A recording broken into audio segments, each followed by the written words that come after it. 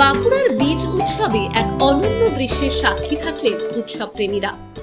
গুজরাটের ভাওনগর থেকে আসা হামির ভাই বাড়াইয়া একটি স্টলে বিনামূল্যে বীজ বিতরণ করছেন, তবে কারোর সঙ্গে বিন্দুমাত্র কথাবার্তা বলছেন না তিনি। বিষয়টি প্রথমে সকলকে অবাক করলেও পরে জানা যায় তিনি মৌনব্রত পালন করছেন, যা তার দীর্ঘদিনের সাধনার অংশ। হামির ভাই শুধু বীজ বিতরণ করেন না, তিনি প্রকৃতির জীবনযাত্রার এক অনুসারী। গত 15 বছর ধরে তিনি খালি পায়ে সারা ভারত ভ্রমণ করেছেন। প্রচন্ড ঠান্ডা থেকে তীব্র গরম সবই সহ্য করে প্রকৃতির নিয়ম মেনে পথ চলেছেন তিনি।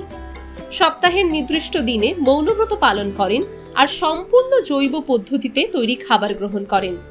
স্টিলের বাসনে তিনি খাবার খান না, শুধুমাত্র মাটির বা লোহার পাত্রে খাবার গ্রহণ করেন।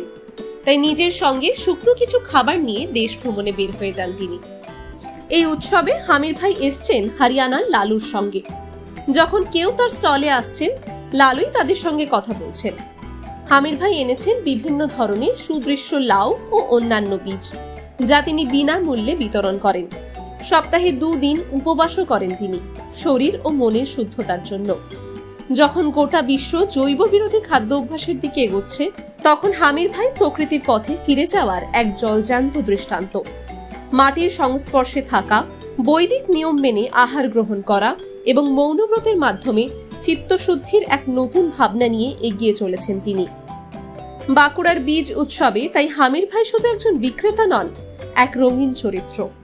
তিনি প্রকৃতির সঙ্গে সম্পূর্ণ একাত্ম হয়ে চলার বার্তা দিচ্ছেন। টাইমস নাও খবর।